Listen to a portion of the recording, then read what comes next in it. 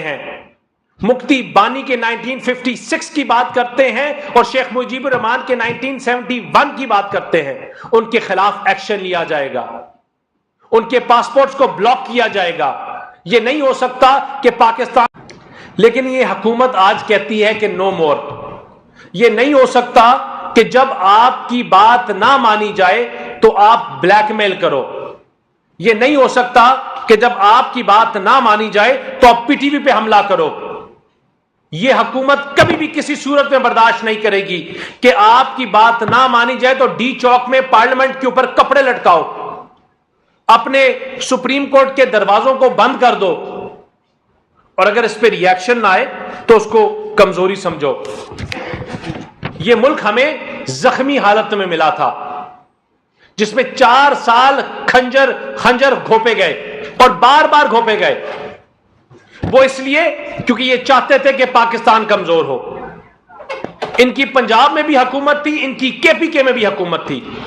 لیکن انہوں نے کھڑے ہو کے کیا کہا کہ عمران خان نہیں ہے تو پاکستان نہیں ہے, عمران نہیں ہے تو یہ ملک نہیں ہے, عمران نہیں ہے تو یہ پارلیمنٹ نہیں ہے. لیکن آج ہم کہتے ہیں یا یہ کلٹ فالوئنگ یا عمران خان چل سکتا ہے یا یہ ملک چل سکتا ہے. اگر ان کا ایجنڈا سیاست ہوتی تو پاکستان کو ڈی ریل اور کمزور کرنے کے لیے یہ اپنی اسمبلیوں کو ختم نہ کرتے,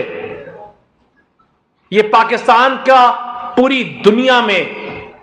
ایک کرپٹ ممالک ہونے کا نعرہ لے کے بلند نہ کرتے. یہ لوگوں کو بتاتے کہ اس ملک میں انجینئرز بھی ہیں,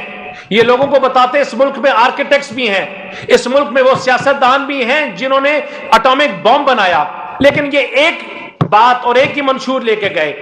وہ یہ تھا کہ پاکستان کو کمزور کرنا اور اس ملک میں ہر سیاستدان کرپٹ ہے. وہ یہ تھا کہ پاکستان کو پبلسائز کرنا نیگیٹیوٹی میں. ان کی ایک سٹیٹمنٹ سے آپ کی ایک انٹرنیشنل ایئر لائنز ویران بس بن گئی, کیونکہ ان کا مین ایجنڈا تھا کہ پاکستان کو بینک کرپٹ کرنا, پاکستان کو تباہ کرنا, پاکستان کو کمزور کرنا. اور اسی لیے جب ہم پاکستان کے لیے آئی ایم ایف کے ساتھ بیٹھ کے نیگوشیٹ کر رہے تھے تو یہ پاکستان کے خلاف نعرے لگا رہے تھے امریکہ میں بیٹھ کر, یہ پاکستان کو کمزور کرنے کے نعرے لگا رہے تھے, یہ پاکستان کو بند کرنے کے نعرے لگا رہے تھے, اپنے سپہ سالاروں کی تصویریں لگا کر لہراتے رہے اور کہتے رہے کہ یہ غدار ہیں. ان کو جب موقع ملا تو انہوں نے پاکستان کو کمزور کرنے کی بات کی, لیکن پاکستان کی عوام نے بھی ایک فیصلہ کر دیا تھا, اور وہ بائی الیکشنز میں ان تمام لوگوں نے جو فینس سیٹرز ہیں انہوں نے یہ فیصلہ کیا کہ ہم جلاؤ گھراؤ کی سیاست کا حصہ نہیں بنیں گے, ملک کو آگ لگانے کی سیاست کا حصہ نہیں بنیں گے, ہم تفریق کرنے والوں کا حصہ نہیں بنیں گے, جو کبھی فارم 45 اور کبھی 47 لاتے ہیں, کبھی سائفر لے کر آتے ہیں, کبھی 35 پنچر لے کر آتے ہیں. ان کا حصہ نہیں بنیں گے اور پاکستان کو آگے لے کے چلنے والی جماعتوں کے ساتھ چلیں گے. لوگوں نے نفرت کی اور تفریق کی سیاست کو لوگوں نے خیر آباد کہہ دیا. یہ حکومت کسی صورت میں یہ ٹالریٹ نہیں کرے گی کہ آپ کے سپہ سالاروں کے اوپر بیٹھ کے حملے کیے جائیں, ان کو کمزور کیا جائے, آپ کی افواج کی تصویریں لگائی جائیں اور ان کو کمزور کرنے کی بات کی جائے, اس شہید کو ڈی مورلائز اس کے خاندان کو کیا جائے جو بارڈروں میں کھڑے ہو کے اپنی جانیں دیتے ہیں اس ملک کے لیے, جو پاکستان کے بارڈرز کو تحفظ دیتے ہیں اپنے ہمارے اور آپ کے بچوں کے لیے. یہ نہیں ہوگا کہ ان کو ڈی مورلائز کیا جائے اور یہ حکومت چپ بیٹھے. ہم کسی صورت میں یہ اجازت نہیں دیں گے کہ یہ ہمارے فارن ریلیشنز کو تباہ کریں, یہ ہمارے ریلیشن شپس کو کمزور کریں. یہ نہیں ہو سکتا کہ جب ان کی مرضی ہو, جب یہ چاہیں تو کبھی چائنا کے اوپر غداری کا تمغہ دے دے اور کبھی آپ کے اور دوست ممالک کے ساتھ. پاکستان کو اس آئسولیشن سے یہ حکومت نکالے گی, اور انشاءاللہ جس طرح ہم کام کر رہے ہیں اور ہر آنے والے دن پر کام ہو رہا ہے، ہم تمام پولیٹیکل پارٹیز کو آن بورڈ لے کر کچھ بڑے امپورٹنٹ فیصلے کریں گے، اور وہ فیصلے اس لیے کریں گے کہ اگر ہم چاہتے ہیں کہ یہ ملک آگے بڑھے، اگر ہم چاہتے ہیں کہ پاکستان آگے بڑھے،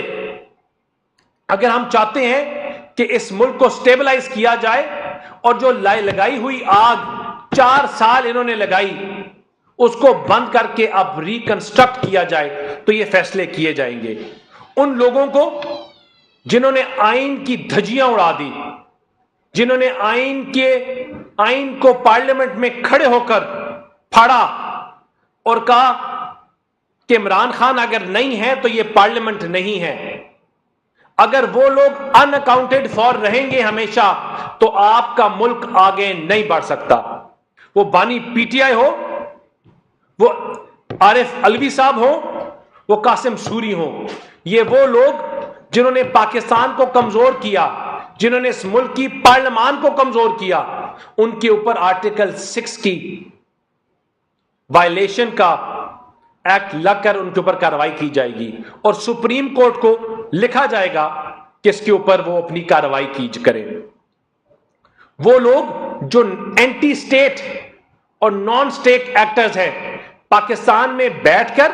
اور پاکستان سے باہر بیٹھ کر اس ملک کو کمزور کرنے کی بات کرتے ہیں، اپنی افواج کو کمزور کرنے کی بات کرتے ہیں، پاکستان کو توڑنے کی بات کرتے ہیں،